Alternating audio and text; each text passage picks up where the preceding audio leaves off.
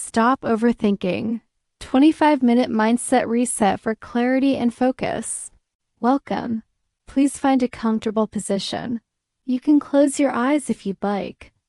Take a slow, deep breath in. And as you exhale, allow your shoulders to drop and release any tension you are holding in your jaw, your face, your hands. This next half hour is a gift you are giving to yourself, a sanctuary of calm, a reset for a busy mind. What you are about to experience is Stop Overthinking, a 25-minute mindset reset for clarity and focus. My voice will be your guide. The pace will be slow, the tone will be soothing. Your only job is to listen and to breathe. This audiobook is designed to interrupt the cycle of repetitive, unproductive thought. It will provide you with practical, immediate tools to find mental space, to regain your focus, and to return to your day with a profound sense of clarity. If your mind wanders, and it will, that is perfectly okay. Gently and without judgment, just guide your attention back to the sound of my voice. Let us begin.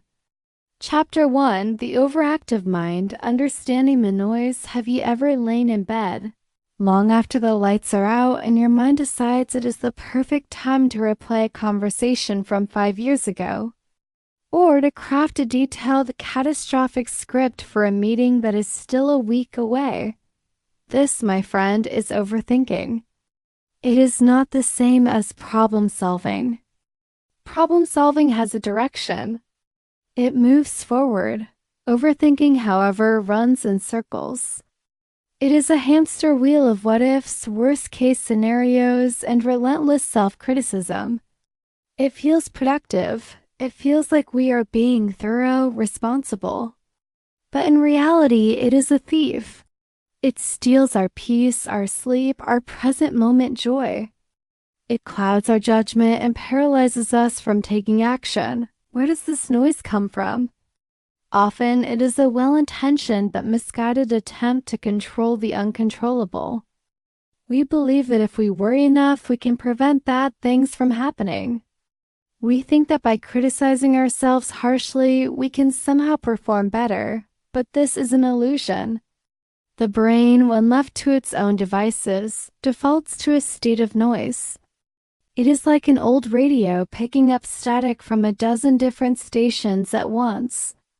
Our first task is not to fight the static, but to learn how to tune the dial. I want you to consider for just a moment the nature of a cloud in the sky. It forms, it changes shape, it drifts, and it eventually dissipates. Your thoughts are very much like these clouds. They are not permanent structures. They are temporary mental events. You are not your thoughts. You are the aware sky that observes the clouds passing by. An overthinker gets stuck inside the storm cloud, believing they are the rain and the lightning. Our work together is to help you remember that you are the vast, calm, blue sky that holds it all. This shift in perspective from being in your thoughts to being aware of your thoughts is the most fundamental step toward freedom. It creates a space, a pause. And in that pause lies your power to choose. So as we move forward, I invite you to adopt the stance of a curious observer. Watch your thoughts with gentle interest, as if you are watching leaves float down a stream. You don't need to jump in and chase them. You can simply let them pass by. Chapter 2, The Anchor, Your Breath as a Home Base. In a world of mental chaos, we need an anchor. Something stable, constant, and always available to tether us to the present moment. That anchor is your breath. You do not need to change your breath. You do not need to force it to be deeper or slower.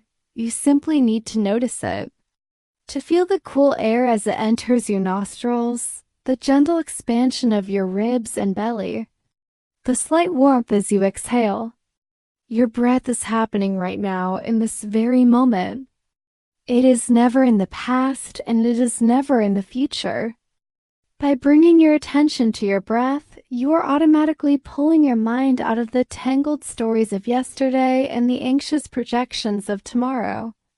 You are landing firmly in the now. Let's try a short practice together. You can keep your eyes open or close them, whatever feels best. Bring your awareness to the physical sensation of breathing. Notice where you feel it most distinctly. It might be at the tip of your nose, or the rise and fall of your chest, or the expansion and softening of your abdomen. There is no right or wrong place. Just pick one spot and rest your attention there. Inhale and notice. Exhale and notice. Your mind will wander. It is what minds do. You might start thinking about your to-do list, or a sound in the room, or what you will have for dinner later. The moment you realize your mind has wandered, simply acknowledge it. You can even say to yourself, softly, wandering, and then, with great kindness, guide your attention back to the sensation of the breath. There is no need for frustration. Every time you notice your mind has drifted and you gently bring it back, you are doing the practice. You are strengthening your mental muscle. You are flexing your power of choice. Let's do this for the next minute. I will be quiet. Just you and your breath. Beautiful. You have just completed a foundational mindfulness practice. This is your anchor. You can return to this simple practice for 1 minute or 5 or 10 anytime you feel the waves of overthinking beginning to rise. It is your portable sanctuary, available to you 24 hours a day, 7 days a week. Chapter 3. Naming the clouds. The art of cognitive diffusion. We've established that you are the sky, and your thoughts are the clouds. But some clouds are dark and stormy. Thoughts like, I'm going to fail, or they must think I'm incompetent, or I can't handle this. When we are fused with these thoughts, when we believe them to be absolute truth, they have immense power over our emotions and our actions. The technique we will explore now is called cognitive diffusion. It is a powerful method to create distance from your thoughts, to see them for what they are, just words and images floating through your mind. One of the simplest ways to do this is to gently label your thoughts. For example, when you notice the thought, I'm going to mess this up, you can simply say to yourself, I am having the thought that I'm going to mess this up. Do you hear the difference? It creates a space. It frames the thought as an event in your consciousness, not a fact about reality. You can take this a step further. You can thank your mind for the thought. This might sound strange, but it cultivates a sense of humor and detachment. So when the anxious thought arises, you can say, thank you, mind, for that warning, or hello, old story. I see you've come to visit again. You are not fighting the thought. You are not trying to push it away. You are simply acknowledging its presence without getting tangled up in its content. You are watching the cloud instead of being swept away by the storm. Another powerful technique is to say your repetitive thought in a silly voice. Imagine it being sung by an opera singer or spoken by a cartoon character. When you do this, you strip the thought of its gravitas. You realize that its power was not in the words themselves, but in the serious, fearful tone with which you were hearing it internally. Try it now. Think of a common, nagging thought you have. Now, in the privacy of your own mind, say it in the voice of Mickey Mouse. See? It changes the relationship. It becomes less threatening. This is not about dismissing your concerns, but about relating to them in a way that serves you rather than enslaves you. From this diffused position, you can then ask a much more useful question. Instead of, is this thought true? You can ask, is this thought helpful? Is it guiding me toward a solution, or is it just spinning its wheels? If it's not helpful, you can acknowledge it. Thank your mind for its input, and consciously return your focus to your anchor, your breath, or to the task directly in front of you. Chapter 4. The Sanctuary of the Senses, a Grounding Practice. Overthinking exists almost exclusively in the abstract world of the mind. It is a narrative about the past or a fantasy about the future. One of the most direct ways to break its spell is to plunge your awareness fully into the physical, sensory world of the present. This is called a grounding technique. It is a way of using your five senses to tether you to the here and now. The world right in front of you is often far more stable and far less threatening than the world inside your head. Let's practice a simple 5-4-3-2-1 grounding exercise. You can do this with your eyes open right where you are. First, look around and name 5 things you can see. Look for details you might normally miss. The grain of the wood on your desk, the subtle variation of color in the wall, the way the light falls on a particular object. Silently name 5 things you can see. Next, bring your attention to what you can feel, your sense of touch. Acknowledge 4 things you can feel. The texture of your clothing against your skin, the solid support of the chair beneath you, the coolness of the air on your face, the sensation of your feet resting on the floor. Now listen. Tune into the sounds around you. Identify 3 things you can hear. The hum of a computer, the distant sound of traffic, the whisper of air conditioning, the sound of my voice. Notice them without judgment, just as sounds.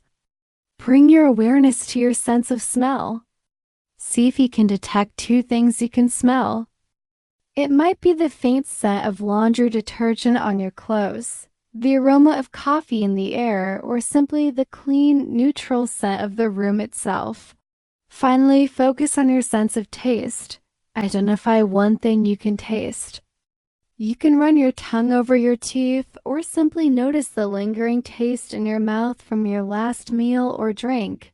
Take a deep breath. How do you feel? For that brief period, your mind was fully occupied with the raw data of your present experience.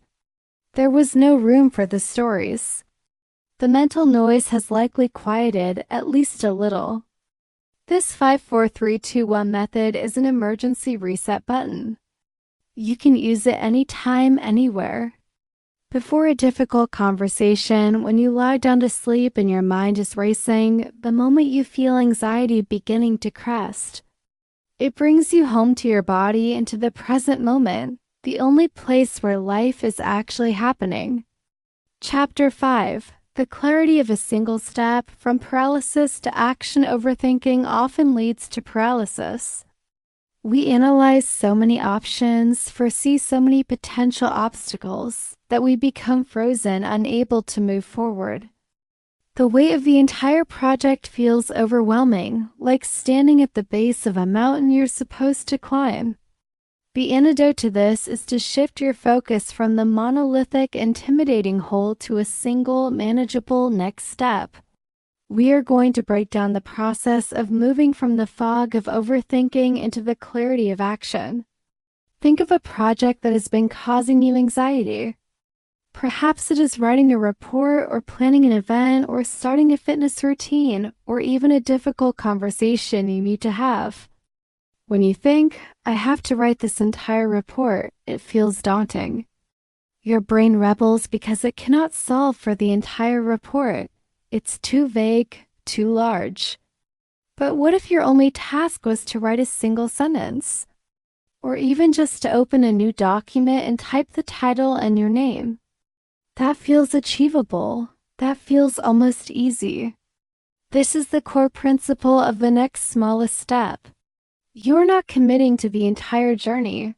You're only committing to taking one small, concrete step. Once that step is complete, you then identify the next smallest step. You are not climbing the mountain all at once. You are simply taking the next 3 paces along the path. This process breaks the cycle of overwhelm by engaging a different part of your brain. The prefrontal cortex, responsible for complex planning, can get hijacked by the amygdala, your brain's alarm system, when a task feels too big. But a small, concrete step is not threatening. It's a simple instruction. It replaces the energy-draining, anxiety-producing question of how will I ever get this all done with the action-oriented, solvable question, what is the one small thing I can do right now to move forward? Action is the kryptonite of anxiety. When you take a small, concrete step, you send a powerful signal to your brain that you are capable, that you are making progress. This generates momentum and creates a positive feedback loop. You feel a sense of accomplishment, however minor, which releases a little dopamine, rewarding the behavior and making you more likely to take the next step. The step must be so small that it feels almost trivial. It should take less than 5 minutes. The goal is not to finish the project, but to simply break the spell of inertia. To prove to yourself that you can move from thinking to doing. Clarity does not come from thinking more about the entire path. It comes from taking a small step. The path itself becomes clear only once you start walking. The headlights of your car only illuminate the next 50 feet of the road, and that is always enough to get you to your destination. Chapter 6. The Mental Bunker. Creating a space for stillness, we've equipped you with tools for the moment when anxiety strikes, when the thoughts begin to spiral. But true resilience comes from building a foundation of calm that makes those spirals less frequent and less intense. This requires proactive practice, not just reactive tools. Think of it as building a mental bunker, a place of quiet strength you can retreat to, that you furnish with peace long before the storm arrives. This bunker is built through a dedicated daily practice of stillness. Just as you wouldn't wait until you were sick to start eating healthy, you cannot wait until you are in a full-blown anxiety attack to start building your mental resilience. The most effective way to do this is through a short daily mindfulness or meditation practice.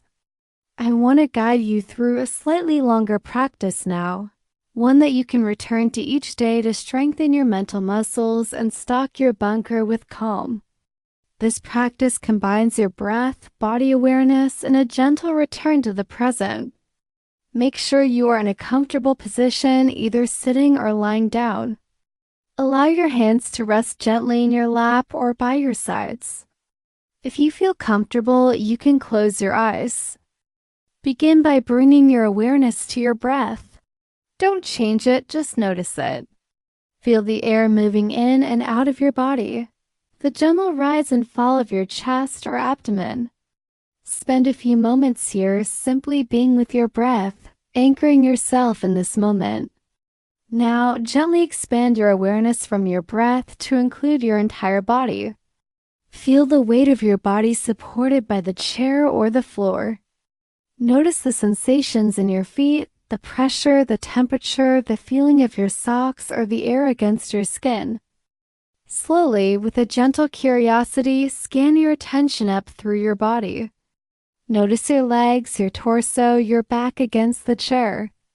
Become aware of your hands and arms, your shoulders, your neck and jaw. See if you can notice any areas of holding or tension. Don't try to change them, just become aware of them.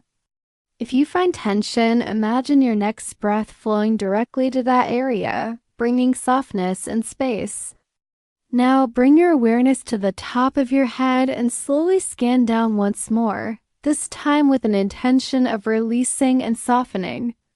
Soften the muscles around your forehead. Let your eyelids be heavy. Relax your jaw so your teeth are not clenched. Let your shoulders drop away from your ears.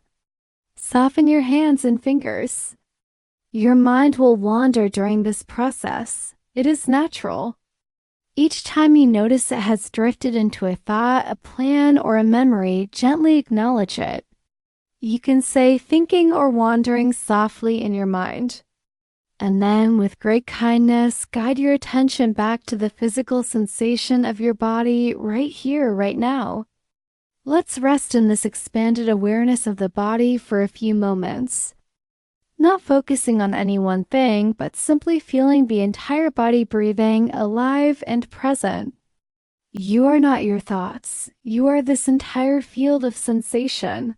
You are this presence. As we near the end of this practice, bring your awareness back once more to the gentle flow of the breath. Notice how it feels now, perhaps a little calmer, a little slower. Take one more deep, conscious breath in, and as you exhale, release any remaining effort.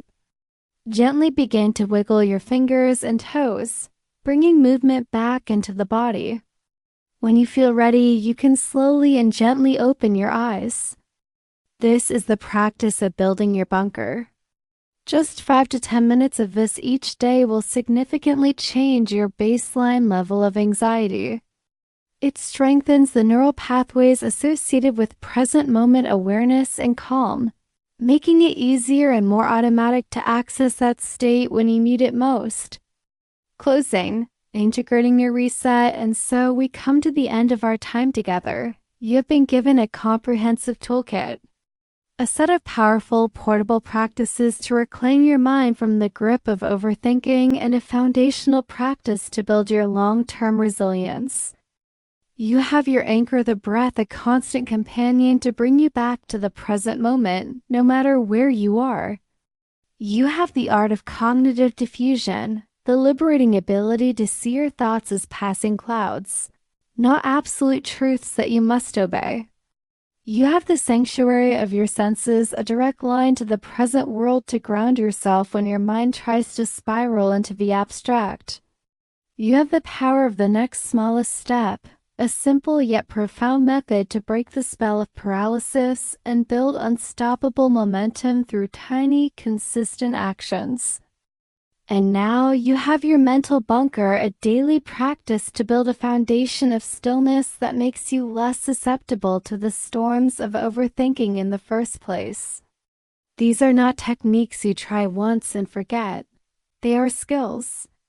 And like any skill, they grow stronger with consistent, gentle practice. Weave them into the fabric of your day. Take a mindful breath while waiting for your coffee to brew. Practice the 5-4-3-2-1 method well in line at the grocery store. Thank your mind for a worrisome thought before you consciously choose to focus on your work. And most importantly, stock your bunker each day with a few minutes of silent, body-based awareness. This 30-minute session is a reset, a recalibration of your inner compass. You now know the direction toward clarity and focus. You have felt the peace that comes from being the sky, not the storm. Return to this knowledge often. Let it be your guide. Be gentle and compassionate with yourself. The habit of overthinking was built over a lifetime. Be patient and persistent as you build new, healthier habits. Every moment you choose awareness over anxiety, action over analysis, is a profound victory. Celebrate those moments. Thank you for allowing me to be your guide on this journey. The work is yours, but you do not have to do it alone. You have these tools and you have this practice. As we part, take one more deep, nourishing breath in, filling yourself with a sense of capability and calm. And as you exhale, release, trusting that you can carry this peace with you into the rest of your day. You have everything you need inside you already. You are the calm, clear sky. Go forth and live from that space.